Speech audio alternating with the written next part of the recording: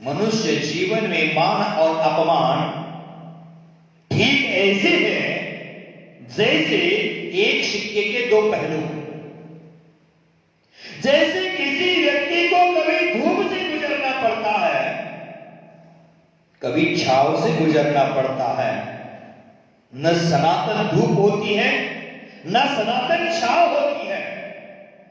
धूप और छांव दोनों मिलकर ही हमें जीवन का कुछ रस, कुछ पूर्णता प्रदान करते हैं। आप यहां से घर जाएंगे, जाते समय कहीं धूप भी मिलेगी, कहीं छांव भी मिलेगी। उसी प्रकार इस मनुष्य जीवन में कहीं सम्मान भी मिलेगा, कहीं अपमान भी मिलेगा।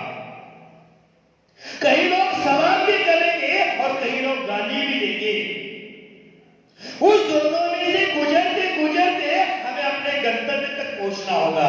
हमारे घर तक पहुंचने के लिए धूप और छांव से निकलते हम घर पहुंचे, उसी प्रकार मनुष्य जीवन जीते समय मान और सम्मान की धूप और छांव से निकल करके हमारे गंतव्य तक पहुंचना पड़ेगा, हमारे लक्ष्य तक पहुंचना पड़ेगा। और हमारा लक्ष्य शाश्वत सुख है, हमारा मोक्ष शाश्वत सुख है। जहां फूल होते हैं वहां कांटे भी मिलेंगे। गुलाब का फूल होता है और कांटा भी होता है। महत्व फूलों का है कि कांटों का है? फूल का महत्व है कि कांटों का महत्व है? फूलों का। मैं तो बोलता हूं कांटों का महत्व ज्यादा है। फूल की तरह जिंदगी जीना सब चाहते ही है, सम्मान का जीवन जीना सब चाहते ही है। अगर कांटा ही नहीं होगा वृक्ष में तो रास्ते से चलने वाली बकरी फूलों को तभी खा सकती है। कांटों के कारण ही फूलों की सुरक्षा हो चुकी है, तभी ज्यादा वो सुगंध बिखेर रहा है, तभी ज्यादा सौरभ बिखेर रहा है। अगर कांटा ही नहीं होता तो फूलों का जीवन ही बर्बाद हो जाता। उसी प्रकार हमारे जीवन में अपमान नहीं हो तो हमारा जीवन ही बर्बाद हो जाता। अपमान है इसलिए हमारे जीवन की सुरक्षा हम समझ सकते हैं। फूलों की तरह सब जीना चाहता है, लेकिन फूल तभी फूलों की तरह जीकर दूसरों को सुरभि देता है जो कांटों के घेरे में घिर जाता है। तो उसी प्रकार आचार्य भगवंतों ने कहा है, धूप और छांव को मिलकर ही हमारे जीवन की पूर्णता करना चाहिए। मान अपमान को देखकर ही हमारे जीवन की पूर्णता की ओर हमें बढ़ना चाहिए। भले ही मान हो, अपमान हो, हमें विपरीत नजर आते हैं, दोनों में विरोधता हमें दिखती है, लेकिन हमें उसकी विरोधता नहीं देखना है। जैसे क्रोध और प्रेम में उपेक्षा और सहानुभूति, दोनों का अपना मजा है, दोनों में अपना स्वाद है। हम घर में रोज भिंडी की सब्जी खाए तो क्या मजा है, कभी कभी करेला का भी मजा लेना चाहिए। रोज भिंडी खाने वाला व्यक्ति उब जाता है, पत्नी पर चिल्लाता है, मां पर चिल्लाता है, रोज भिंडी की सब्जी बनाती हो, दूसरा कुछ बनाना आता है कि नहीं आता है मुझे? भिंडी के साथ साथ कभी करेला खाने का भी मजा हम लेते हैं, लेते कि नहीं लेते हैं? उसी प्रकार समाज में मान के साथ साथ कभी अपमान का भी मजा लिया करो। हमेशा मान किसी को नहीं मिलेगा, उसके साथ साथ अपमान का भी मजा लिया करो। जैसे हम रोज धनिया की चटनी तो खाते हैं, लेकिन धनिया की चटनी का हम मजा लेते हो, लेकिन उसके साथ आज सुनकर आपको विस्मित हो जाएंगे, ताज्जुब लगेगा कि महात्मा गांधी जी के आश्रम में नीम की चटनी भी बनती थी। धनिया की चटनी के साथ साथ नीम पत्ता की चटनी का भी मजा लेना चाहिए।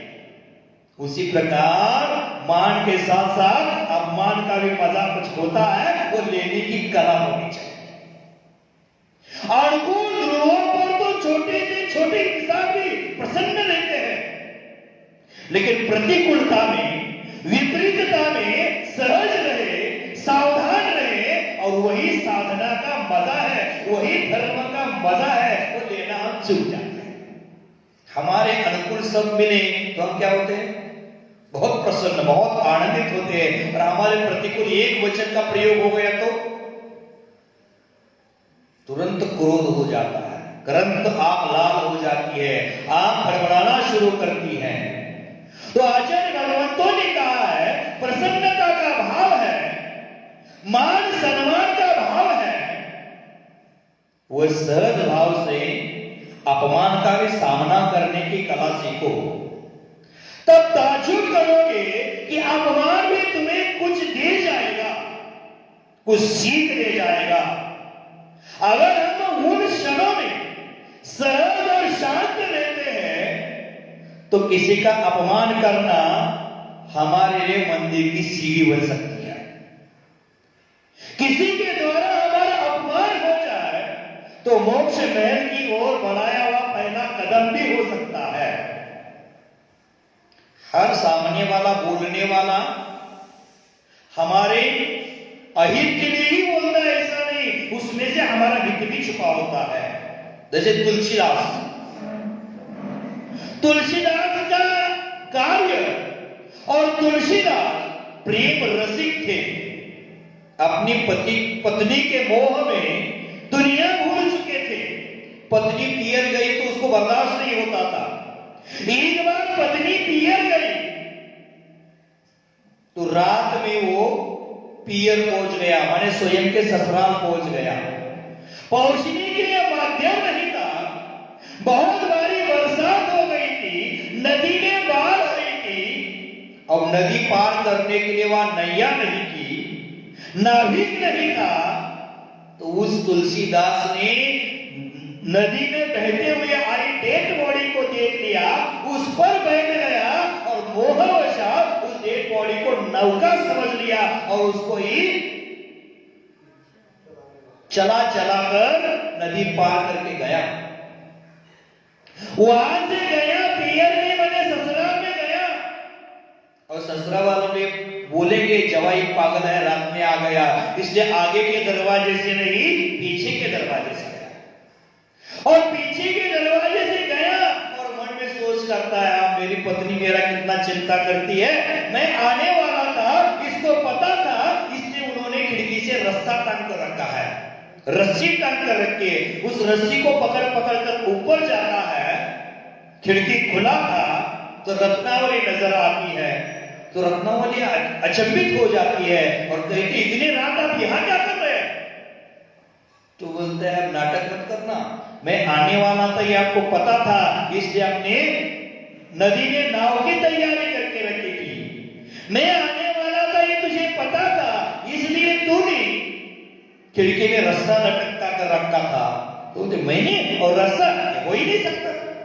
तो देख चलो रस्सा है वहां, रस्सी देखने के लिए जाते हैं, वो रस्सी नहीं थी, बड़ा सर्प था। पत्नी के मोह में सर्प को पकड़ कर ऊपर पहुंचा था। पत्नी के मोह में डेड बॉडी को नौका समझ करके सब नदी पार करके गया था। तब रत्नावली कहती है अगर इतना मोहित मुझमें हो गए हैं, इतना मोह अगर राम की भक्ति करने में करते तो भगवान बन जाते हैं। तब जाकर तुलसीदास, महाकवि तुलसीदास बने। एक पत्नी का शब्द लिया, उन्होंने उसको अपमान रूप में ग्रहण कर लेता तो तुलसीदास नहीं बनते। उन्होंने उसको शिक्षा के रूप में स्वीकार लिया, बोध के रूप में स्वीकार लिया और अपनी प्रज्ञा को जागृत कर लिया और महाकवि तुलसीदास बने। और उनकी सबसे बड़ी महान कृति आज भारतवर्ष में है रामचरितमानस। महान कृति है, कभी प्रसंग आए तो एक बार पढ़ भी लेना। रामचरितमानस एक महान कृति वो लिख कर गए और उस समय तुलसीदास का चारों ओर नाम चल रहा था, लेकिन वो नाम के कारण फूले नहीं। हमारा थोड़ा नाम हो जाए तो हम कितना फूले नहीं समाते हैं। जैसे आपको बचपन में कोई नाम लेकर बुलाता है, उदाहरण के लिए मैं गर्वित का नाम ले रहा हूं, गर्वित बोलते, गर्वित बोलते हैं। कभी कभी फ्रेंड्स होता है गर्विया भी बोल सकते हैं, बोलते हैं आपसी में चर्चा चलती है तो गर्विया भी बोल सकते हैं।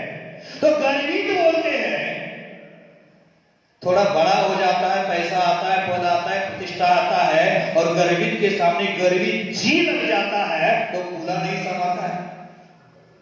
माने जी लग गया तो पूरा नहीं समाया, उसके आगे श्रीमान गर्वी जी लगाया तो और मेंढक की तरफ फूल गया, और उसके आगे श्रीमान नगर सृष्टि गर्वी जी लग गया तो और क्या बताए, अब चने के पेड़ पर ही चढ़ सकता है।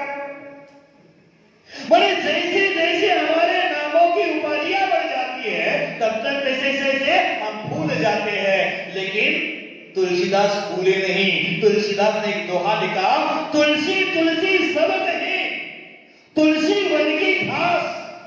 क्या बोलते हैं, सब लोग मेरा नाम ले रहे हैं, तुलसी तुलसी सब कहे तुलसी वन की घास, हो गई राम की कृपा बन गए तुलसीदास। पर राम की कृपा से मैं तुलसीदास बन गया, क्योंकि पत्नी के उस शब्द ने मुझे सचेत कर दिया, जागृत कर दिया, और पत्नी के वो वचन राम की भक्ति करने में निमित्त बने, इसलिए आज मैं तुलसीदास बना। लेकिन हम सामने वाले के वचनों को हमारे जीवन विकास के लिए नहीं लेते हैं, हम उसको अपमान रूप में लेते हैं, इसलिए हमारा जीवन संकुचित हो जाता है, हमारा जीवन कुंठित हो जाता है, हमारा जीवन बर्बाद हो जाता है। भव्य बंधुवर, अपमान को भी हमारे जीवन का बोझ समझ करके अपनी प्रज्ञा को जागृत करना ही मनुष्य जीवन का सबसे श्रेष्ठ लक्ष्य है, सबसे श्रेष्ठ ध्येय है। भव्य बंधुवर, अपमान के समय में सहज शांत रहे तो किसी का अपमान हमें अपमान नहीं लगेगा। धर्म की किताबें तो सहिष्णुता सामायिक के बारे में कहलाती है। सहिष्णुता में समता के बीज बोया जाते हैं, सहिष्णुता में समता के योग के बीज छुपे हुए होते हैं। वो सहिष्णुता हमारे जीवन में आनी चाहिए। हमारे गुरु महाराज बोलते थे, अपने जीवन का विकास करना है तो षडाक्षरी मंत्र को अपने जीवन में अपनाना है। नमोकार मंत्र है, 35 अक्षर का है, लेकिन जीवन विकास के लिए षडाक्षरी मंत्र मेरे गुरु महाराज सबको देते थे। सहनशीलता कितने अक्षर है? 6 अक्षर है। हमारे जीवन में सहनशीलता आनी चाहिए, हमारे जीवन में सहिष्णुता आनी चाहिए, हमारे जीवन में सहजता आनी चाहिए, हमारे जीवन में सरलता आनी चाहिए, हमारे जीवन में सजगता आनी चाहिए, तभी जाकर हमारे जीवन का विकास होता है। समाज के प्रत्येक व्यक्ति में सहजता, सरलता, सहिष्णुता, सहनशीलता ऐसे तत्व आते हैं तो समाज का विकास हो जाता है, और ऐसे तत्वों को हम भूल जाते हैं तो समाज का विकास भी रुक जाता है।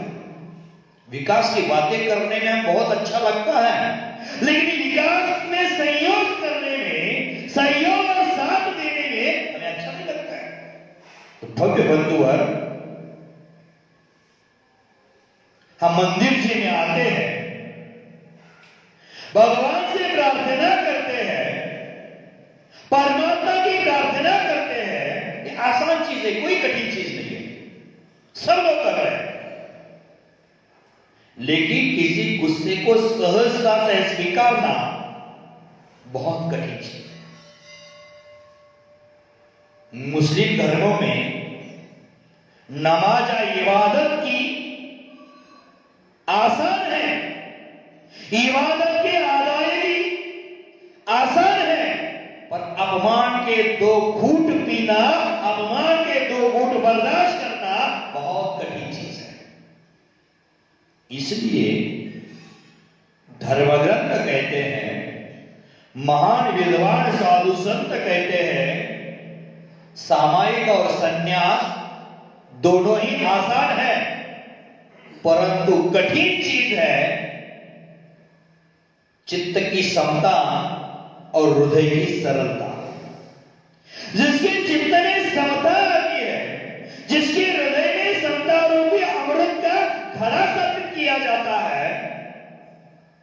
जिसके हृदय में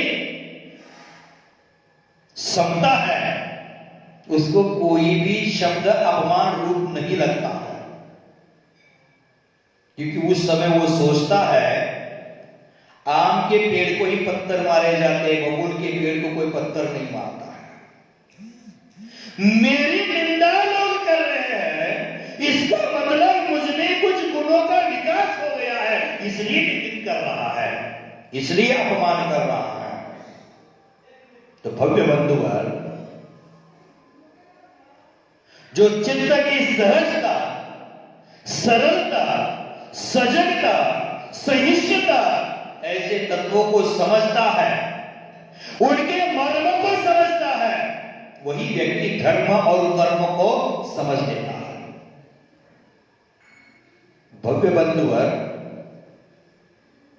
इसको समझे बिना धर्म और कर्म करना माने राख पर की गई लिपापोती है। राख पर लिपापोती करते तो ज्यादा टिकती नहीं हो, गिर जाती। उसी प्रकार हमारे अंदर होने समता, सहिष्णुता, सहता, सरलता, सजगता, इसके बिना हम कर्म करते हैं तो राख पर की गई हुई लिपापोती के समान है।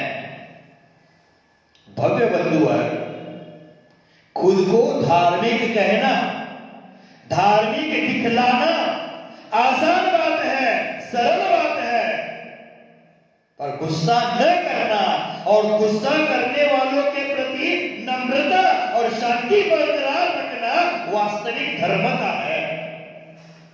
हमारा जो अपमान करता है उसके प्रति क्षमा भाव को धारण करना, यही वास्तविक धर्मता है।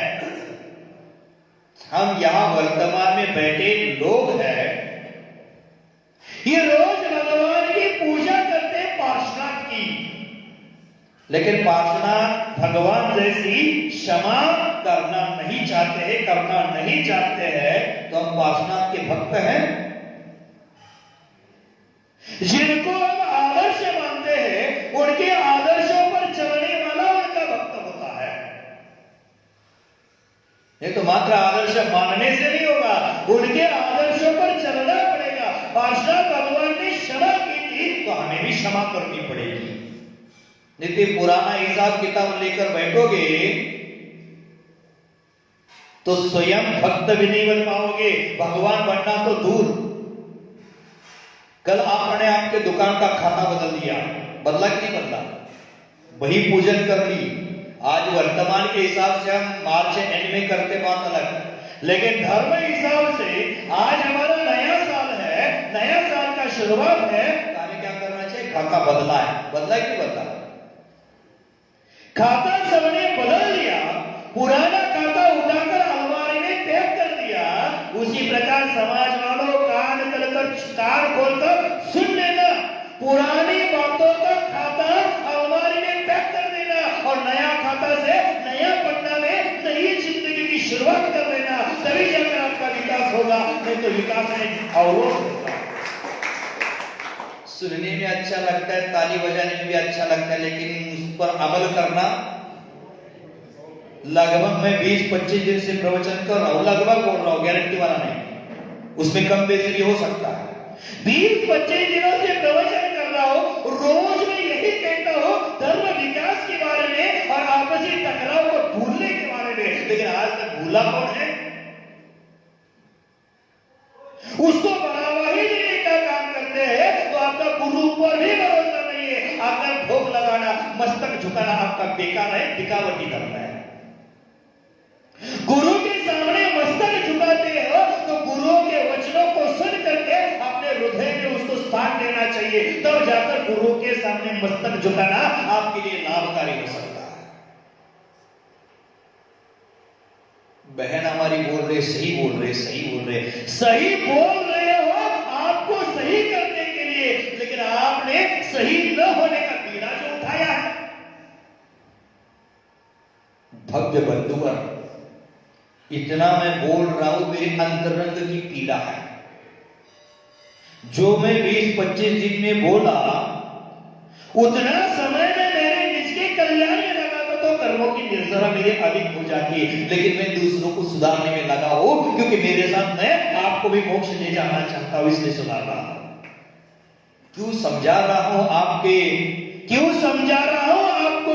मेरे दिमाग में क्या भूसा वाला पड़ा हुआ है? नाना पाटेकर, याद आता है तुरंत।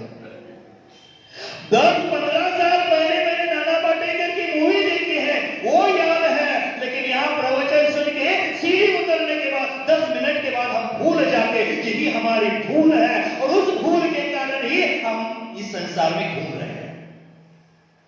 बुराइयों को याद रखते हैं और अच्छाइयों को भूल जाते हैं। तो भोले बंधुवर, हमें धार्मिकता की ओर बढ़ना है तो मंदिर में प्रार्थना करो, लेकिन प्रार्थना के साथ साथ कोई गुस्सा करता है, उसके लिए भी भगवान के पास प्रार्थना करो। मेरे गुरु महाराज एक उदाहरण देते थे, छोटा सा उदाहरण है लेकिन बहुत बोधप्रद है। एक भिक्षु भिक्षा मांगने के लिए रोज दरवाजे पर जाता था दूसरे के। जियागंज में भी आया होगा भिक्षा मांगने, तो किसी घर में गया, मां भिक्षा देगी, झोली पहलाई, कटोरा पहलाया, लेकिन अंदर से आवाज आया देने वाला कोई नहीं है। ठीक है, बेचारा क्या करे, आपके पास तो कर्जा में पैसा तो उसने दिया नहीं है, दूसरे घर में जाकर मां भिक्षा नहीं, उस घर से भी आवाज आता है, हमारे लिए खाने के लाले पड़ गए हैं और ये सुबह सुबह आया मांगने। अपमान हो गया, आगे गया, आगे के घर में मांग लिया, आगे के घर से आवाज आ गया, न जाने सुबह सुबह से कहां टपक पड़ते हैं, इनको हमारे ही घर दिखते हैं, दूसरे के घर दिखते ही नहीं है। अपमान हो गया, बेचारा भिखारी आगे घर गया। ऐसा करते अपमान को झेलते झेलते सब घरों में घूम लिया, लेकिन एक घर में भी उसको भिक्षा नहीं मिली। हार नहीं मानी, दूसरे दिन भिक्षा मांगने जियागंज में आया, भिक्षा मांग रहा था, दूसरे दिन भी कल जैसा ही व्यवहार हो गया, भिक्षा नहीं मिली। तीसरे दिन, चौथे दिन, 8वें दिन, 10वें दिन भिक्षा मांगता ही रहा, लेकिन हर रोज अपमानित होता ही रहा, भिक्षा नहीं मिली। लेकिन एक दिन एक घर में भिक्षा मांगने गया तो महिला उस समय घर की पोछा लगा रही थी, और पोछा लगाते लगाते वो भिक्षा मांगने पहुंचा है, वहां वो पोछा लगा रही थी। उस महिला को आता है गुस्सा, रोज सुबह सुबह मेरा दिमाग खराब करने आता है। पहले कुछ पति पत्नी में अनबनी हुई थी, अब पति पर गुस्सा नहीं उतार सकती, आप किस पर उतारेंगे? एक बच्चों पर उतारेगी, बच्चों पर नहीं उतारेगी तो बर्तन पर उतारेगी, उसको पटक पटक कर रगड़ रगड़ कर मांजेगी। अब पोछा लगा रही थी, अब पोछा लगाते लगाते भिखारी भीख मांगने आया है, आया गुस्सा, और गुस्से में उन्होंने वो पोछा मार दे दिया, मार दे दिया, उसकी ओर फेंक दिया गुस्से से, और वो पोछा उसके कटोरे में जाकर गिर गया।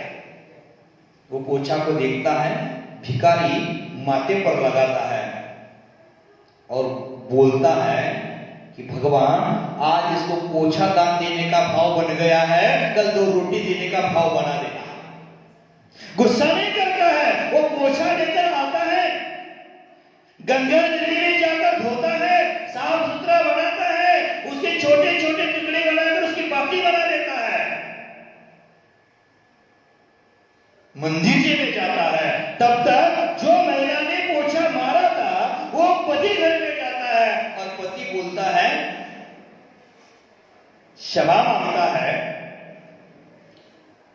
क्योंकि वो जानता था ये गुस्से में कुछ भी कर देती है। तो बोलता है, गुस्से में आज तूने क्या क्या कर दिया? तो बता दिए, गुस्से में भिखारी आया था, उसको मैंने पोछा मार कर दे दिया, कि 10 दिन 15 दिन से मुझे पीड़ा कर रहा था, इसने पोछा मार दिया। तो मुझे पगली कही कि वो भिखारी नहीं था, वो जाना माना साधु था। साधु को तूने अपमानित किया है, साधु को तूने पोछा मारा है, चल उनको जाकर क्षमा मांग कर आते हैं। मंदिर जी में क्षमा मांगने आते हैं तो वो साधु जो भिक्षु रूप में गए थे, वो साधु क्या कर रहे थे? जो पोछा जिसने मारा था उस पोछा को धो धो कर रगड़ रगड़ कर उसने बाती बनाई थी, और बाती दीपक में डालकर उसकी आरती उतार रहा था भगवान की। और भगवान की आरती उतारते समय प्रार्थना कर रहा था, हे भगवान, जिस मां ने मुझे आज पोछा डालने दिया है, उसने मारा है नहीं बोला, जिस मां ने मुझे आज पोछा डाल दिया है, उस पोछे के कारण मैं आपकी आरती कर पा रहा हूं प्रकाश करके, क्योंकि बहुत दिनों से इस मंदिर में प्रकाश नहीं था। मैं उस पोछे के कारण मंदिर में प्रकाश कर पाया। जिस प्रकार आपके मंदिर में प्रकाश हो गया है, हे भगवान, उस प्रकार उस जिस मां ने मुझे पोछा मारा है उसके घर में प्रकाश कर देना, उसके घर में शांति दे देना, उसके घर में समृद्धि दे देना, उसके घर में सुख दे देना, उसको हमेशा आनंद दे देना। साधु क्या भावना कर रहे थे? मारा है पोछा, लेकिन भावना क्या? भलाई की भावना कर रहे थे, भला हो यही भावना कर रहे थे। और वो गई वहां और देखी, अरे मैंने पोछा मारा, लेकिन ये मेरे हित की बात बोल रहे हैं, भगवान से प्रार्थना कर रहे हैं, मैंने इनका अपमान किया, लेकिन भगवान से प्रार्थना कर रहे हैं, अपमान करने वालों को भी सम्मान मिले, सुख मिले, शांति मिले, ये भावना कर रहा है। तब जाकर वो माता गुरु के चरणों में झुक जाती है, फूट फूट कर रो देती है कि मेरी गलती हो गई, मेरी गलती हो गई, मुझे माफ कर देना।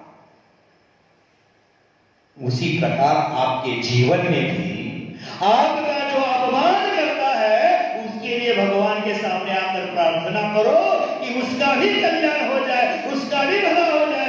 शत्रुता छोड़ो और उसके कल्याण की भावना करो, उसको सुख मिले, उसको शांति मिले, उसको आनंद मिले, उसको समृद्धि मिले, ये भावना भगवान के सामने भी करो। भव्य बंधुवर, और भिक्षा मांगने वाला और भिक्षा रूप में पोछा देने वाला दूसरा कोई नहीं, हम और आप ही है। मैं इतने दिनों से आपके सामने शत्रुता को छोड़ने की भीख मांग रहा हूं,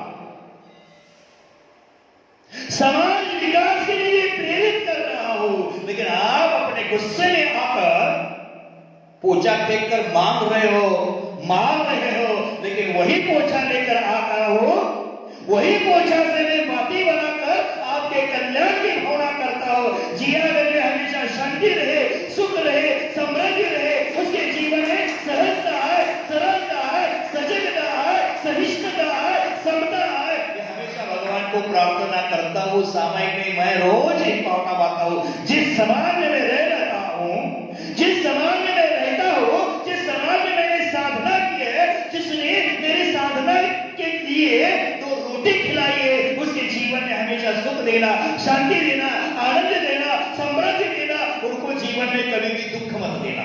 ये भावना मैं हर रोज सामायिक के पहले करता हूं।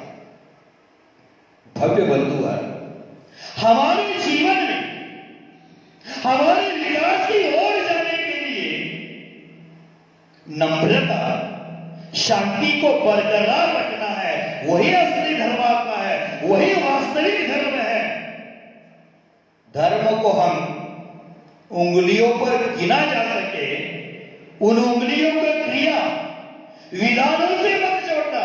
उंगलियों पर गिना जा सके माने वैसे बैठते ना, दिखावटी के लिए भगवान के सामने आके बैठ गए, उंगली गिन रहे हैं। भगवान आपके दुश्मन है कि दोस्त है? भगवान के मंदिर में भगवान को देखने आते हो कि वहां आकर आंख बंद करने आते हो?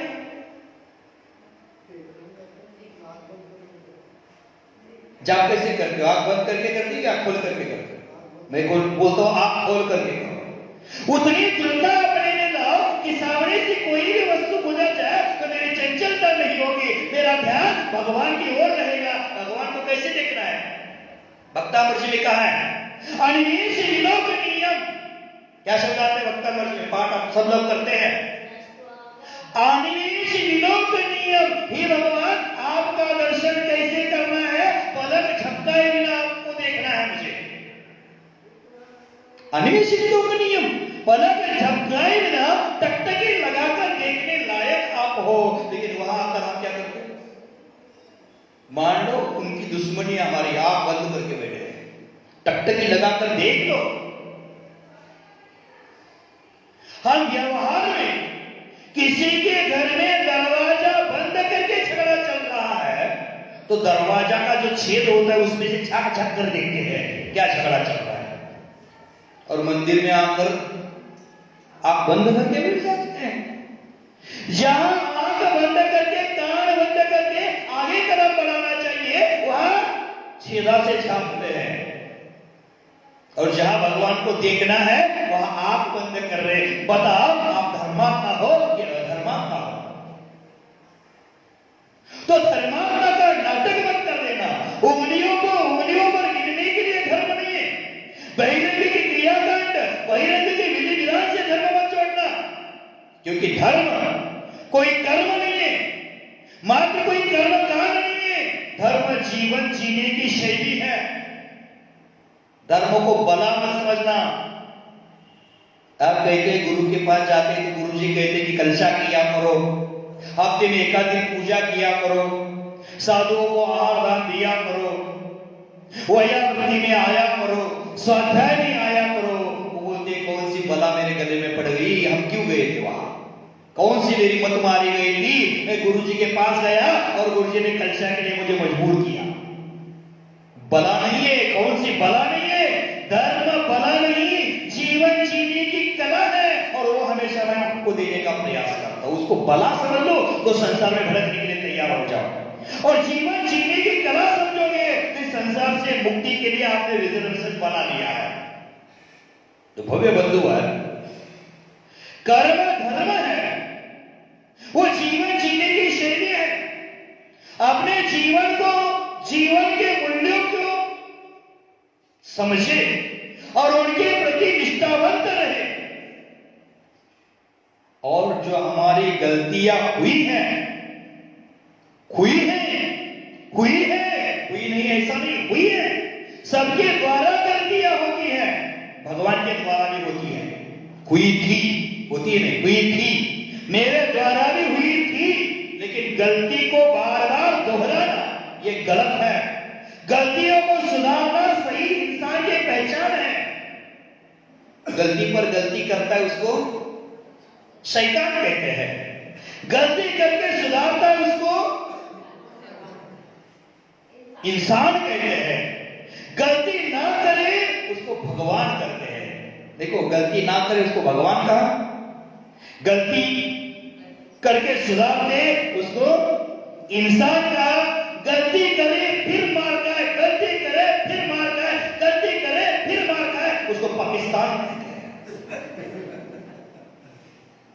देखो, शैतान की तरह हमारा जीवन है, गलती पर गलती, गलती पर गलती। आज का आदमी अपने अहंकार के कारण, अपने मान सम्मान के कारण गलतियों का पुतला बनकर रह चुका है। हमारे जीवन में उन गलतियों को माफ कर देना। हमने गलतियां की हो तो क्षमा मांग लेना। क्षमा से बड़ा कोई हथियार नहीं, क्षमा से बड़ा कोई धर्म नहीं, क्षमा से बड़ा कोई अमृत नहीं, क्षमा से बड़ा कोई जीवन में ऊंचा कार्य नहीं। क्षमा मांग लेना, मेरे द्वारा गलती हो गई है। अकेले में जाकर चुपके से मत मांग लेना, व्हाट्सएप पर मैसेज मत कर देना, नहीं, हमारी गलतियां हो गई है तो समाज के सामने कह देना कि भाई साहब मेरे द्वारा गलती हो गई है, मुझे क्षमा कर देना। वही तेरे धर्म की शुरुआत है। चुपके से व्हाट्सएप का मैसेज करने से नहीं होगा। जिनके साथ मेरी शत्रुता है, जिनके साथ मैंने गलत किया है, उनको सबके सामने ऐसे ही मत बोल देना कि नरेश भाई मेरे द्वारा कुछ गलतियां हो गई हो तो क्षमा कर देना। नहीं, नरेश जी मैंने बहुत सारी गलतियां कर दी है, आपके बारे में मैंने ऐसा दुर्व्यवहार कर दिया है, मुझे क्षमा कर देना। नरेश का हृदय अगर पाषाण का नहीं है तो पिघल जरूर जाएगा और क्षमा धर्म उसके अंतर हृदय में भी जरूर आएगा। लेकिन हम सबके सामने मांगने के लिए तैयार नहीं होते। बोलते हैं करोड़ रुपए मांगेगा तो हम दे देंगे, लेकिन सबके सामने क्षमा नहीं मांगेंगे। उसको मैं बड़ा अपमान मान देता हूं, और वही अपमान आपको धर्म से दूर ले जाता है। वही धर्म है। गलती सबके सामने की है तो क्षमा भी सबके सामने मांगो। यही आवश्यक होता है, तभी जाकर जीवन का विकास हो पाएगा, नहीं तो नहीं। भव्य बंधु, माफ कर देना, माफी मांग लेना, अपने जीवन में प्रतिकूलता आ जाए तो अपने धैर्य से और विश्वास से विचलित मत होना। इस तरह उदात्त बनते हो तो आपके अंतर हृदय में धर्म समाई हुई है। ऐसा अगर करोगे तो आपने अपने जीवन के मूल्यों को समझ लिया है। क्षमा मांगोगे और सरल हृदय से क्षमा करोगे तो आपने अपने धर्म के मूल्यों को समझ लिया है। एक दूसरे से प्रेम करते रहेगा तो उस समय समझ लेना आपने अपनी आत्मा के मूल्यों को समझ लिया है। दूसरे को मूल्य नहीं दे सकते तो अपनी आत्मा को तो मूल्य दो, अपनी आत्मा का तो महत्व दो, शरीर को, रूप को, विधि विधानों को मूल्य दो, उसमें कोई ऐतराज नहीं है। पर ध्यान रखो, धर्म की आत्मा हमारे हाथ में रहे। धर्म के लिए मूल्य दो, अपनी आत्मा के लिए मूल्य दो, अपने जीवन के लिए मूल्य दो। मान के कारण कौरवों का नाम डूब गया, मान के कारण रावण का नाम बर्बाद हो गया। आपका कौन सा नाम होने वाला है? नाम मान के कारण आपका भी नाम डूबने वाला है। मरने के बाद आपका नाम ले समाज वाले, वही आपका जीवन दिव्य जीवन है। और मरने के बाद लोग बोलेगा गांव का कचरा निकल गया, अच्छा हो गया। समझ लेना जीवन भर आपने बर्बाद समय व्यतीत कर दिया है। मरने के बाद लोग बोले अरे अच्छा आदमी था, अभी कोई दिन जीना था, मरने के बाद उसका कोई नाम नहीं। बहुत दिनों तक तो समझ लेना बहुत भारी अच्छा आदमी था, और मरने के बाद लोग बोले गंदगी निकल गई कहीं की, कचरा निकल गया गांव का, ऐसा बोल दिए तो समझ लेना अपने जीवन में कुछ भी कमाया नहीं। भले करोड़ों की प्रॉपर्टी कमाई हो, भले बहुत सारे मान सम्मान कमाए होंगे, लेकिन जीवन में तूने कुछ भी कमाया नहीं, ये धर्म कहता है। भव्य बंधुवर,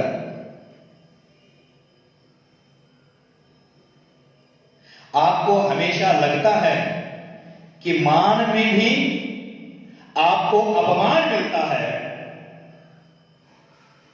तो हमें ध्यान देना है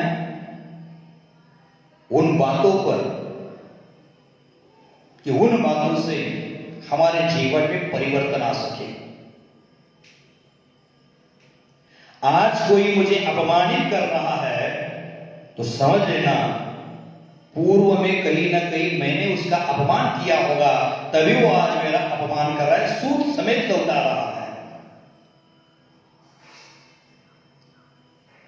ये जरूर समझ लेना, आज धर्म कार्य में कोई अवरोध बन रहा है तो समझ लेना पूर्व में मैंने भी कभी अवरोध किया होगा, उस कार्य को रोका होगा, तभी आज रुक रहा है। ये समझ जाओ, समझ जाओ, समझ जाओ और अपने जीवन में परिवर्तन लाओ। भव्य बंधुओं, मान अपमान प्रकृति के परिवर्तनशील गुण है, परिवर्तनशील गुणधर्म है। जब मान सनातन नहीं है, शाश्वत नहीं है, तो अपमान सनातन कैसे हो सकता है? वह शाश्वत कैसे हो सकता है? उसे भी परिवर्तन के दौर से गुजरना ही पड़ता है। मान परिवर्तित होकर अपमान में बदलता है, तो कृपया आप इस बात को बदल दीजिए। यूं कहिए कि अपमान परिवर्तित होकर मान में बदल जाता है। थोड़ा अपनी बुद्धि का उपयोग भी किया करो, दोनों ही परिस्थितियों का सामना कर लो। अच्छी बुरी महसूस होने वाली हर परिस्थिति अपने जीवन में बहुत आवश्यक काम करती है, हमारे जीवन में सीख अवश्य देती है। दोनों का भी सामना करने की कला आनी चाहिए। हमेशा मान मिले तो वो भी अच्छा नहीं है, और हमेशा अपमान मिले तो भी अच्छा नहीं है। जैसे पेड़ है, छांव में बड़ा होने वाला पेड़ है, उसको फल नहीं लगता है। आपके घर में लगाते हैं ना पेड़, बहुत सारे लगाते हैं, सीढ़ी में गमला लगते हैं, उसको फल लगता है। जो धूप में बड़े बड़े पेड़ होते हैं उनको फूल भी लगते हैं, फल भी लगते हैं। उसी प्रकार हमेशा मान की छांव में जीने वाला आदमी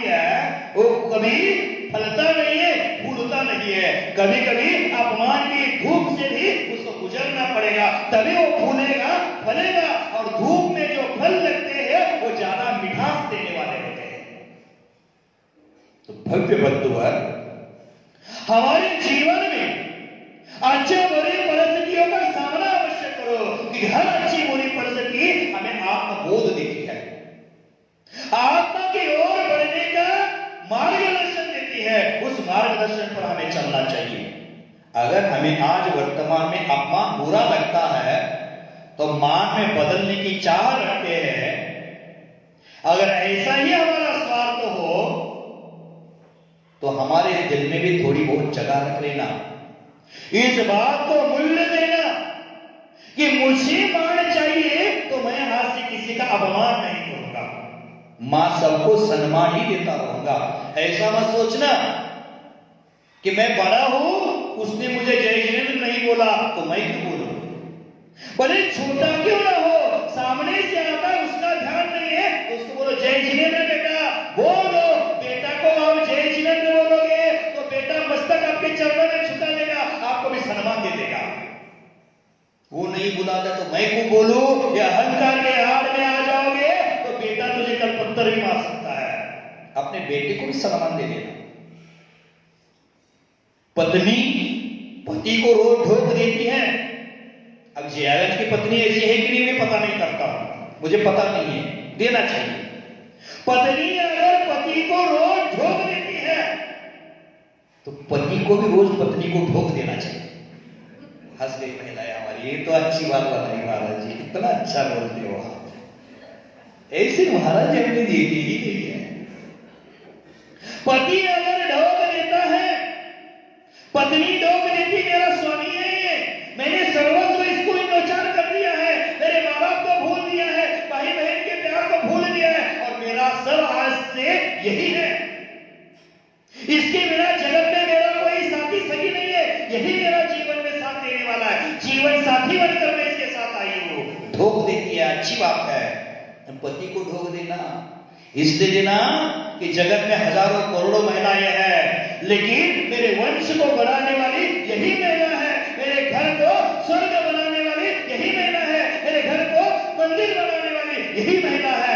आप रोज उसको ठोक देना, एक दूसरे को मान सम्मान देना, घर घर नहीं मंदिर बन जाएगा, और घर में रहने वाला व्यक्ति व्यक्ति नहीं भगवान बन जाएगा। आज तालियां बजाए उनको कह रहा हूं घर में जाकर पत्नी की ठोक जरूर देना। मात्रिया तालियां बजाकर छोड़ना नहीं, मुझे कुछ मत कर देना। कालिदास जी वही हंस रही है बहुत जोर जोर से, देख लेना क्या करते हैं। लड्डू फूट रहे हैं, कल चढ़ा दिए आज फूट रहे हैं। सम्मान तो देते, मेरे सामने 10 बार नहीं, चातुर्मास में 100 बार बोले हैं, मेरा धर्म और मेरे धर्म मार्ग में पत्नी मेरा गुरु है, पर मैं उसका पति हूं, उससे बड़ा हूं, वो मुझे मान सम्मान देती है, लेकिन धर्म कार्य में वो मेरी गुरु है। ऐसा शब्द बाहर आने के लिए हृदय की निर्मलता होनी चाहिए, तभी जाकर पत्नी के प्रति ऐसे भाव जागृत हो जाते हैं।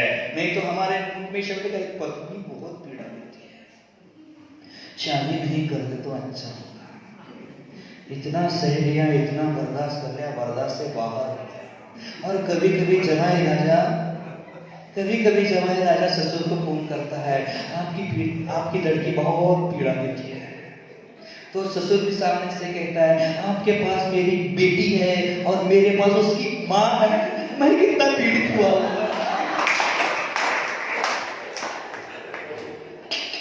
सही कहा कि गलत कहा मैंने? कल शरण्या को हमने मजाक में कहा, विकास आया तो विकास को बोले शरण्या ने मुझे आहार दिया, आप क्यों नहीं दिए? और हम बोले आते तो भी हम नहीं देते, क्योंकि कल छोटा छोटा बच्चा आया था, मैंने संकल्प किया था बच्चों से आहार लेंगे। कालिदास जी 2 दिन बदल कर आए तो मैंने आहार नहीं लिया। मैंने बोला शरण्या के बाप से क्यों लेते, उनके बाप से हम आज आहार नहीं लिए हैं। उसी प्रकार आपके पास मात्र लड़की है, लेकिन मेरे पास सब लोग बाहर में शेर जरूर बनते हैं, लेकिन वो लोग ये भूल जाते हैं माँ भी शेरा वाली होती है, शेर पर बैठकर ही आती है। दुर्गा की पूजा शेर पर बैठी दुर्गा होती है ना, तो आप पर बैठने के लिए दूर नहीं लगेगा, समय लगेगा, सम्मान किया करो। मान सम्मान आप भी पति लोग देता है, सम्मान में इतना फूले मत जाना, इतना फूले मत जाना, स्वयं को देवी मत मान लेना और उसको भक्त मानकर उसके मस्तक पर पैर मत रख देना। ये काम करोगे तो आप बर्बाद हो जाओगे। तो मैं कह रहा था मान और सम्मान अपने जीवन में सिक्के के दो पहलू के समान है। हमारे जीवन में अपमान को अपमान समझते हो तो सावधान रहना, इससे मन में वही मनुष्य की गाठी बन जाती है। ऐसी करने से राग द्वेष के बादल घने काले हो जाते हैं। अगर ऐसा नहीं है तो आप भली भांति जानते हो यह ठीक नहीं है। मैं अपमान चाह रहा हूं, अपना सम्मान चाह रहा हूं, मुझे अपमान अच्छी नहीं लगती तो सामने वालों को भी अच्छी नहीं लगती, उसका क्यों अपमान कर रहे हो? आपको गाली अच्छी नहीं लगती तो सामने वालों को भी गाली अच्छी नहीं लगती। आप अपने अधिकार का दुरुपयोग करके उसको अपमानित क्यों कर रहे हो, उसको गाली क्यों दे रहे हो? रोटी के बदले रोटी दो तो क्या मजा, भूखे को रोटी भोजन कराए तो भी अर्थ है, तो ही जीवन का अर्थ है। जिसका भोजन पेट भर गया उसको रोटी खिला रहे हो, क्या मतलब है? जो भूखा है उसको खिलाने में मजा है। बरसात हो रही है लेकिन किसान के खेत में नहीं, बरसात हो रही है समंदर में, क्या मजा? समंदर का पानी किस काम में यूज आने वाला है? उसी प्रकार हमारे जीवन में तभी मजा आता है, सामने वाला अपमान करता है तो उसको सम्मान देते। अपमान के बदले मान लिया तो कोई जिंदादिली का जीवन है, यह कोई जीवन की समझ है, इसमें अध्यात्म की आभा मिल सकती है। अपमान के बदले क्या देना है? सम्मान देना है। अपने जीवन में व्यवहारिक बनना है, मानसिक ऊहापोह से ऊपर उठना है और बड़ा दिल रखकर अपना बड़प्पन उजागर करना है। जीसस सूली पर लटक रहे थे, यीशु को सूली पर लटकाया था, क्रॉस पर लटकाया था और हाथ में कीला ठोका था, पैर में कीला ठोका था, पूरे शरीर में कीले ठोके थे और अंत में उस यीशु ख्रिस्त के मस्तक में कीला ठोकने गए लोग तो बोलते भगवान इन लोगों को माफ कर देना। वो जीवन की असलियत जानते नहीं, वो मेरे शरीर को मार सकते हैं लेकिन मेरे आत्मा को मारने की ताकत इनके पास नहीं है, इनको भगवान माफ कर देना। जो प्राण ले रहा है उनको भी माफी की कामना यीशु करते थे। तो हमारे तो किसी ने जान तो नहीं ली है, हमारे तो किसी ने प्राण पंखुड़ी तो उड़ाए नहीं है, लेकिन हम क्षमादान क्यों नहीं दे रहे हैं? जीसस है और जीसस उस सलीब पर चढ़ने वालों को भी माफ करके अपनी उदारता का परिचय देते हैं। मंसूर हाथ काटने वालों को शांति का गीत सुनाते थे। मीरा जहर पिलाने वालों को भी भगवान का चरणामृत दे सकती है। वर्तमान में महात्मा गांधी गोली खाकर भी अहिंसा का बल दे सकते हैं। नारायण कृष्ण शिशुपाल के 99 दोषों को माफ कर सकता है, तो हम क्यों नहीं कर सकते? भगवान पार्षद कमर की गलतियों को 10 भाव तो क्षमा कर सकते हैं। एक भाव का जीवन कितना दिन का है? मान लो आज वर्तमान के हिसाब से भगवान की आयु तो बहुत ज्यादा थी, आपके हिसाब से पंचम काल में 120 साल आयु है आपकी। एक साल के दिन होते हैं 365। 10 साल के कितने हो गए दिन? 36,000। कितने के 36,000? ऊपर का छोड़ दो, 36,000। 3650। 100 बरस का 36,000 और ऊपर से 2 साल बचे हुए हैं, कुल मिलाकर 40,000 दिन को पढ़ो। हिसाब इधर उधर, आपके लिए समय हिसाब खाता गलत करना नहीं जानता, 2 नंबर का खाता अलग, 1 नंबर का खाता अलग, ये मैं नहीं जानता। 40,000 पकड़ लो सीधा। 40,000 मेरे एक भाव के हो गए। ऐसे भाव कितने गए? 10 भाव। कितने हो गए? जो वासना भगवान कमट की गलतियों को 4 लाख दिनों तक माफ कर सकते हैं, तो हम ये गलती को क्यों माफ नहीं कर सकते? हम भी पार्श्वनाथ के उपासक मान रहे स्वयं को। पार्श्वनाथ का वो आयुष्य तो ज्यादा था, मैं अपने हिसाब से जोड़ दिया हूं। भगवान का आयु इतना था, इतने बहुत कमट की गलतियों को माफ करते गए, माफ करते गए, माफ करते गए। हम समाज विकास के लिए छोटी गलती को माफ नहीं कर सकते? हम हमारे उन्नति के लिए छोटी गलती को माफ नहीं कर सकते? करना जरूरी है, तो अधिक न सही हम कुछ तो कर सके। क्या कर सकते हैं यह तो अपने आप पर निर्भर है। इसको माफ करना है नहीं करना है आप पर निर्भर है। मोदी जी ने कहा आत्मनिर्भर भारत, आप स्वयं अपने पर निर्भर हो। भव्य बंधुवर, हमारे जीवन में उन्नति की ओर जाना है तो हमें मान अपमान से परे होकर वात्सल्य धर्म का, प्रेम धर्म का, क्षमा धर्म का सहारा लेना है। सबको क्षमा धर्म का आधार है, उसके बिना दूसरा कोई आधार नहीं है। तो आप एक दूसरे को क्षमा करें। समाज की, परिवार की और व्यक्तिगत जीवन की उन्नति करें। यही मंगल भावना के साथ आज यही रुकता हूं। जय महाराज।